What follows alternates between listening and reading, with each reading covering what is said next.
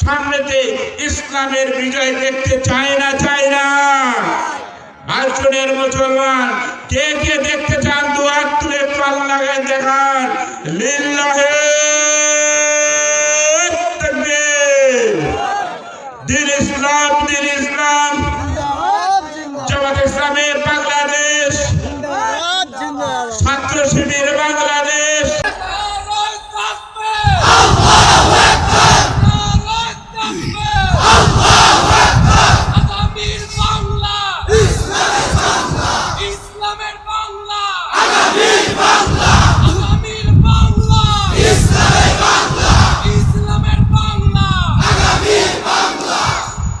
এমন নেতা যদি হতো আমার দেশের শাসক হতো ওমরেরই মতো এমন যদি হতো আমার দেশের শাসক হতো ওমরেরই মতো আবু বকরের মতো ঠিক না পূজার দুঃখে তাদের চোখে আসতো না রে ঘুম পূজার দুঃখে তাদের চোখে আসতো না রে ঘুম দেশের ভেতর পড়ে যেত শান্তি সুখের ধুম ঠিক না গরিবে দুঃখী ভোনা নাঙ্গা না পাওয়া যায় যেন অনাহারে যেন না পাওয়া যায় অবশ্যই তিনি ঘুরে হযরত ওমর রাদিয়াল্লাহু আনহু তিনি তখন ঘুরে কি করতেন দেশের মধ্যে সমাজের মধ্যে তিনি ঘুরে দেখতেন কে খায় আছে কে খায় নাই তাদেরকে আল্লাহর রাসূলের সাহাবী কি করতেন তাদেরকে খানা দিয়ে আসতেন এবং পিঠে করে খানা দিয়ে আসতেন কথা বলেন ঠিক কিনা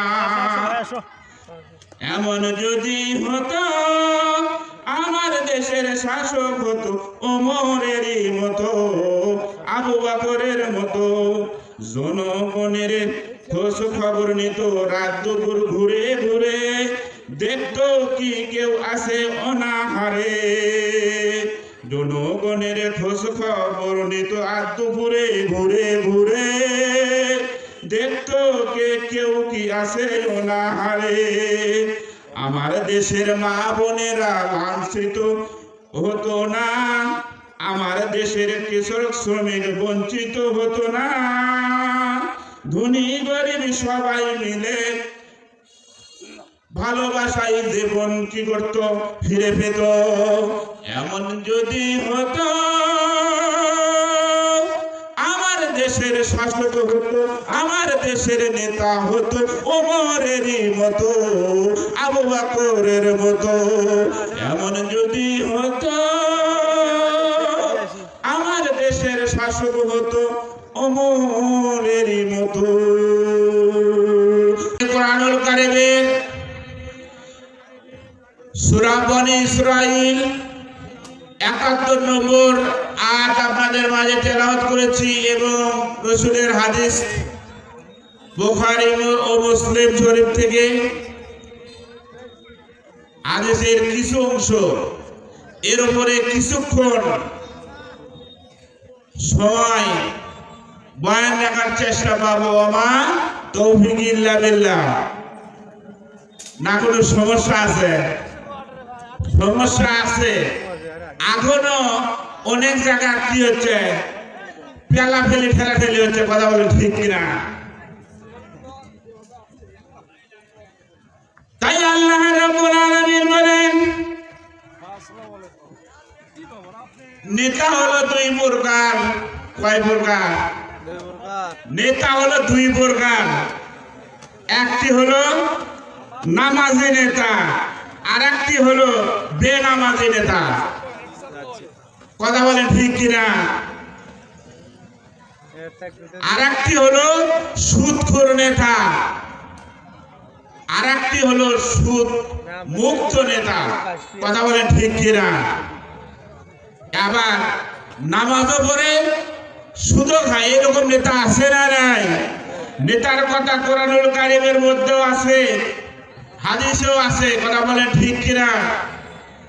তাই আল্লাহ রাব্বুল আলামিন সূরা বনী ইসরাঈল ৭১ নম্বর আয়াতের মধ্যে বলেন, ইয়াউমা নাদউ কুল্লা উনাসিম বিইমামিহিম।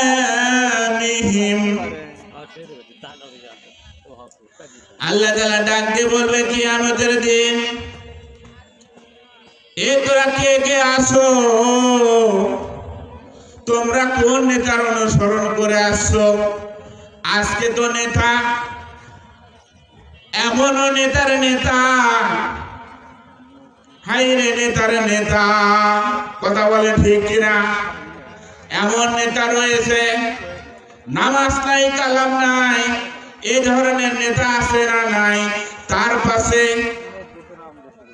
হাব্য লাগে অনেক দাড়িওয়ালা টুপিওয়ালা লোক যায় কি করে, মিছিল করে, কথা বলেন ঠিক কিনা?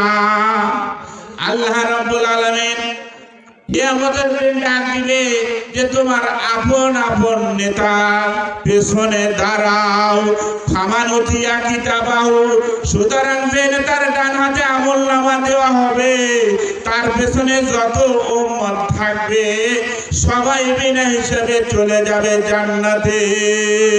জোরে বলেন না সুবহানাল্লাহ। লিল্লাহি তাকবীর, লিল্লাহি তাকবীর। তোমার নেতা আমার নেতা, লিল্লাহি তাকবীর। রামবাবু যেখানে, আমরা নাই সেখানে, ঠিক না? আমার বন্ধুগণ, তাহলে ইমামহীন, ইমাম শব্দের অর্থ হলো কি? নেতা। ইমাম ইমামহীন, ইমাম শব্দের অর্থ হলো নেতা। আল্লাহ রাব্বুল আলামিন এই জন্য কোরআনুল কারীমের মধ্যে বলেন যে আমি প্রত্যেককে ডাকবো তার আপন আপন নেতা অনুসারে তাদেরকে ডাকা হবে। এবং বর্তমান আমরা একজন নেতা পেয়েছি কাহালু এবং নন্দীগ্রামে। এই নেতা কেমন নেতা ধরেছে বলেন? অবশ্যই ভালো, একজন যোগ্য নেতা আমরা পাইছি, কথা বলেন ঠিক কিনা? এইরকম নেতার দরকার আছে না আছে না নাই? তাহলে সুতরাং যে নেতার পেছনে বা যে নেতার হাতে ডান হাতে আমলনামা থাকবে, বলা হবে তাকার তুমি পেশ করো তুমি কোন নেতার অনুসরণ করে আসছো। আল্লাহর হাবিব জনাব মুহাম্মদুর রাসূলুল্লাহ সাল্লাল্লাহু আলাইহি ওয়াসাল্লাম বুখারী ও মুসলিম শরীফের বর্ণনায় বলেছেন, সুম্মা খিলাফাতি রহমান, এরপরে নেতৃত্ব শুরু হবে প্রতিনিধি দিয়ে। নবীগণের সঙ্গে যারা ছিলেন তারা বলেন সাহাবাগণ, তারা তো আর নাই। এখন নেতৃত্ব দিবে কে? এখন প্রতিনিধিত্ব করবে কে? জোরে চিল্লায় বলেন ঠিক কিনা? তাহলে অবশ্যই আল্লাহ রাসূল বলে গেছেন ওয়াল আরাসাতুল আম্বিয়া। আজকে তো অনেকে বলে আমি হক, আরেকজন বলে আমি হক, কিন্তু প্রমাণ হয় মাঠে ময়দানে, কথা বলেন ঠিক কিনা? তাহলে এমন নেতার দরকার আছে না নাই?